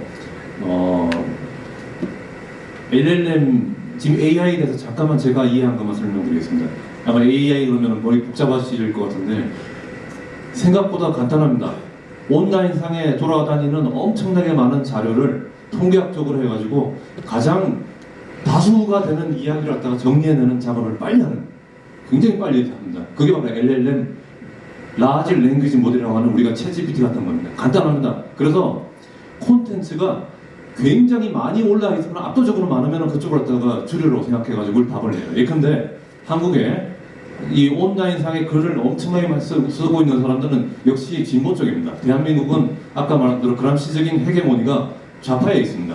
좌파에 있다 보니까 온라인상의 많은 콘텐츠들은 되게 좌파적입니다. 그래서 누가 실험을 해봤대요. 한국의 보수 주자들은 어떤 사람이냐, 우파는 어떤 사람이냐 그랬더니 그 사람들은 옛날 식민지 시대 때 일본에 부역을 했고 등등등 좌파들이 하는 이야기가 딱 주력으로 나와요. 그걸 이야기하고 나서 그다음에 하지만 다른 의견도 있습니다. 이런 정도 나오는 거예요. 이게 무슨 말이냐? 아까 제가 말씀드린 대로 우파의 대중정당이 만들어서 거기 관료들 몇 사람이 아니고 1000만 명이 흥분을 해가지고 매일 밤새도록 2시까지 3시까지 글을 써서 올려야지 그것이 AI한테 잡혀서 AI가 이것이 주류구나 해가지고 그걸 갖다가 알고리즘에다 올리는 거거든요. 그러니까 결국은 이 모든 거, 유튜브도 마찬가지입니다. 유튜브도 여러분들이 억지로 만든다고 되는 게 아니고 흥분해가지고, 흥분하는 김어준이 언제 당이 만든 사람이니까 그 밑바닥에서 사람들하고 어울려가지고 말을 잘하는 사람이거든요. 그렇게 훈련받다 보니까 거기서 스타가 돼가지고 올라온 사람들이 좌파 쪽에는 김어준만 있는 게 아니고 바글바글합니다. 그런 사람들 갖다가 100만을 만들어가지고 그 사람들이 유튜브를 올리고 그다음 콘텐츠를 갖다가 AI 온라인상에 올리면은 자연스럽게 AI의 주류의 그 헤게모니가 바뀔 겁니다. 이 싸움을 해야 되지. 그러니까 핵심입니다. 국힘은 지금부터 명사정당을 버리고 대중정당으로 가야 됩니다. 네, 우리 다른 분 아주 짧게 좀 말씀해 주시죠. 저도 이제 언론 전공인데 김동규 편집 동의하는 게 이런 알고리즘 만드는 것도 샘플 쓰거든요. 근데 보면 우파 좌파하면 샘플 수 자체가 우파가 절대 적어요. 그리고 근데 샘플의 기본되는 것 중에 하나 책이란 말이에요. 책. 근데 출판 시장은 20년 전부터 나오는데 기울어진 운동장이라고 완전히 다 진보 좌파가 주도하는 거고 우파 관련 책도 저도 써봐도 근데 다들 손살을 쳐요. 왜?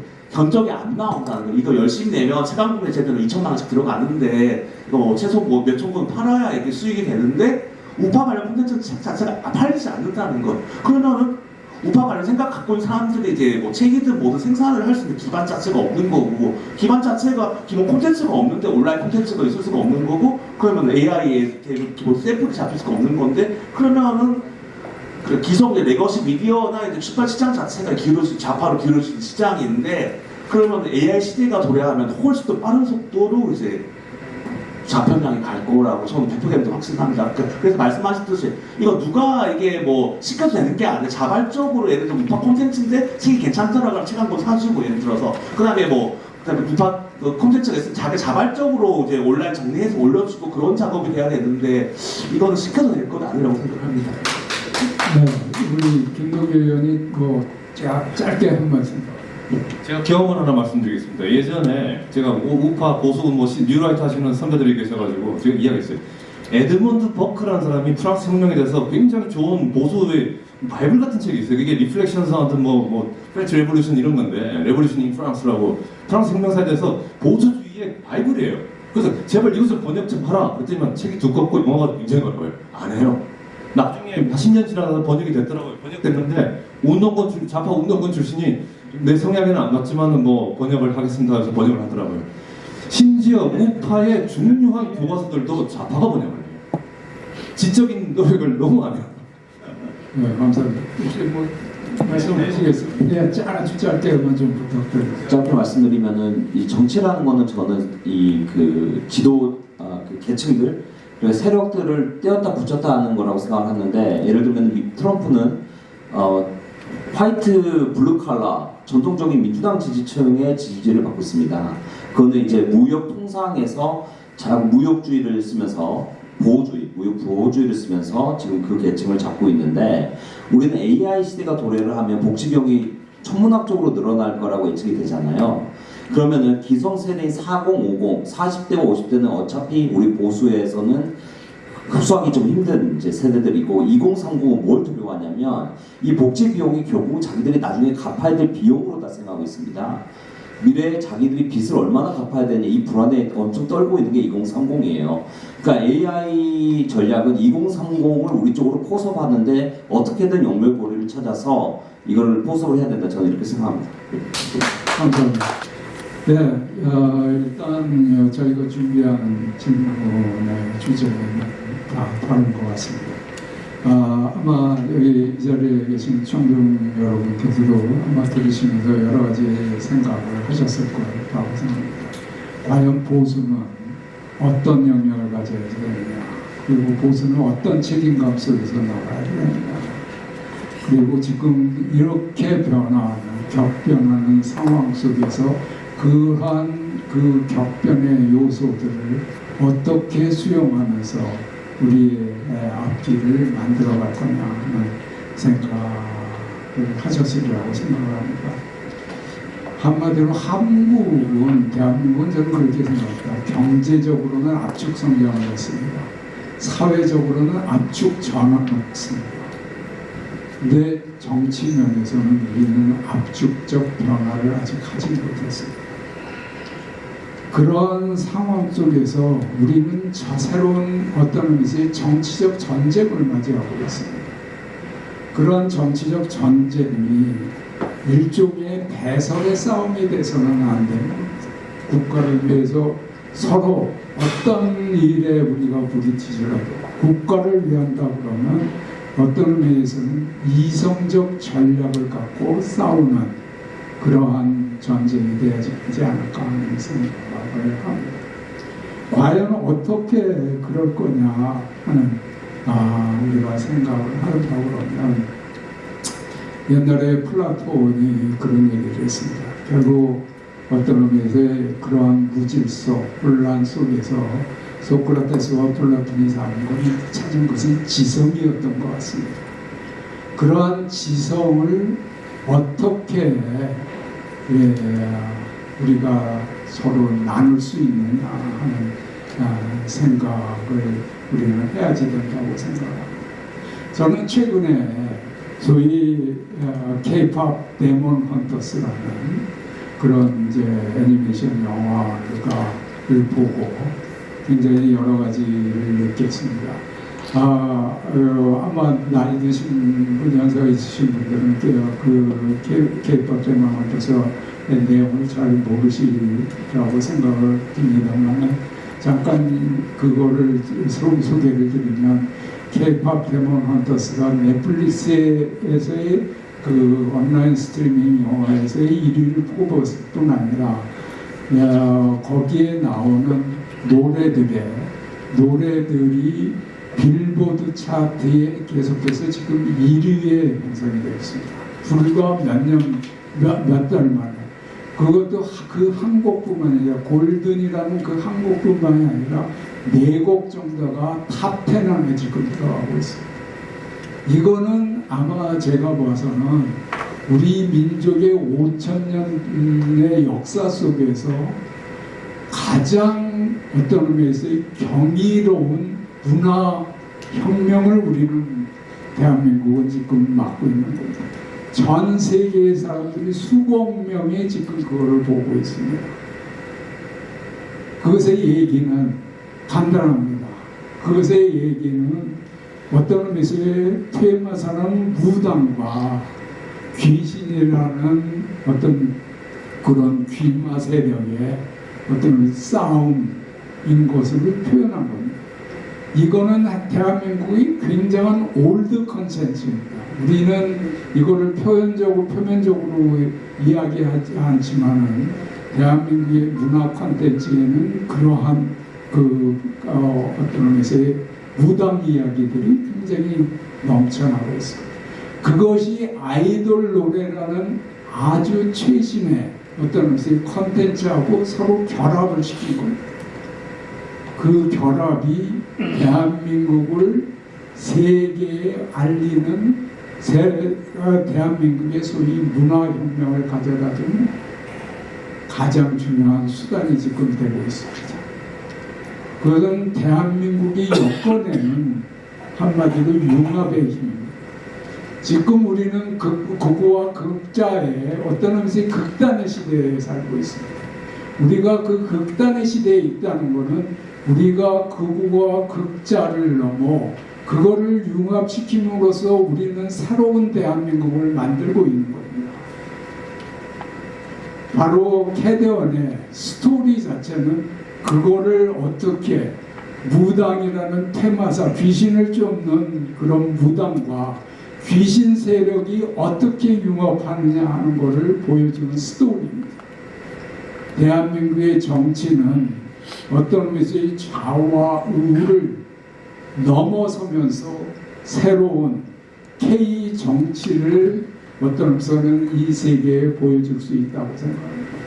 그것의 중심은 뭐냐 하면 저는 이성이고 지성이고 그리고 우리가 가지고 있는 어떤 의미에서의 절제와 미덕이 우리의 자산이 될 수 있다고 생각합니다. 그것이 아까 우리 김진현 장관님이 얘기하신 우리가 보수가 그것에 앞장설 때 3배, 4배의 경쟁력을 가질 수 있고 그것에 책임감을 갖고 이 나라 국가와 정치를 바꿀 수 있는 것이고 바로 K 정치를 전 세계 민주주의의 하나의 롤 모델로 만들 수 있는 그런 동력이 아닌가 하는 생각을 합니다.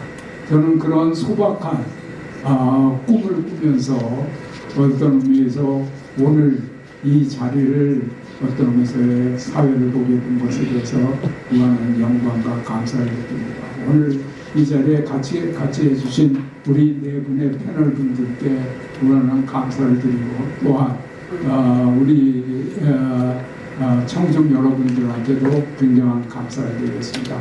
서로 대칭적인 그 시각을 드러낸 열띤 토론 감사합니다. 제가 가끔씩 보면 그 동의보감에도 이 나오는 얘기다. 거기도 있는 뭐 약이다. 뭐 그런 얘기들을 자주 듣는데요. 한편으로는 그동안에 의학이 얼마나 발전했는데 지금도 동의보감에 뭐 나온다고 한 그런 얘기를 할까 하면서도 그래도 뭔가 그 성경처럼 망고불변에 또 옳은 얘기가 아니었을까 뭐 그런 그 두 가지 좀 상반된 생각을 갖게 됩니다. 이런 말씀을 드리는 까닭은 그 망고불변에 뭐 이런 건 없는 만큼 우리 보수도 좀 유연하고 다양한 그런 시각을 가지면 좋겠다 하는 생각과 함께 그러면서도 꼭 지켜야 될 인류 보편의 가치는 있지 않을까 뭐 그 두 가지 생각을 복잡하게 했는데요. 또 한편 제가 미국에서 공부할 때 거시경제 과목을 듣는데 지금 잘 알려진 유명한 분들이죠. 그레고리 맨큐라는 그 케인즈 학파 교수와 로버트 베로라고 시카고 학파 교수가 두 분이 번갈아 가면서 이번 주에는 맨큐 교수가 가르치고 그 다음 주에는 베로 교수가 가르치는데요. 전혀 다른 시각으로 인플레이션에 대해서 설명을 하고 세금에 대해서 설명을 하는데 지난주에 여러분이 들었던 건 다 잊어버려라. 지난번에 잘못 배웠다고 하시는데요. 그런 수업 방식이 상당히 저는 그 균형 잡힌 그런 시각을 학생들한테 키워주는 좋은 방식이라고 생각했습니다. 그래서 상상하기를 그 구글이나 이런 뭐 유튜브에서 어떤 사람이 애독하는 그 기사가 있으면 한 번은 그걸 띄워주고 한 번은 자기를 분석해서 정반대되는 시각을 가진 기사. 뭐 저 같으면 아침에 일어나 보니까 김어준 씨가 하는 뭐 유튜브 채널이 올라와 있다든지 그걸 제가 소화하고 나면 정반대 사람이 하는 걸 올라와 있다든지 하는 식으로 알고리즘을 좀 만들도록 정부가 규제를 할 수도 있지 않을까 하는 엉뚱한 생각을 해봤습니다. 요지는 우리가 너무 한쪽으로 편향되면 안 되니까 그게 또 지속 가능하고 건강해지니까 보수의 장점인 유연성과 다양성을 견지하고 함양할 수 있으면 좋겠다 하는 생각을 하고 오늘 열띤 토론을 성의 있게 해주신 그 패널 분들 그리고 정말 그 학술적으로 또 진지하게 토론을 이끌어 주신 이홍규 교수님 감사합니다. 무엇보다도 그 오랜 시간 동안 이 상당히 그 에어컨이 너무 잘 돼가지고 쌀쌀한 가운데도 인내심을 갖고 끝까지 지켜주신 우리 그 한선 가족 여러분 그리고 내외 기민 여러분 대단히 감사합니다. 우리 이렇게 다 마음과 힘을 모으면 나라가 잘 될 수 있지 않을까 뭐 그런 또 밝은 생각도 해봅니다. 대단히 감사합니다.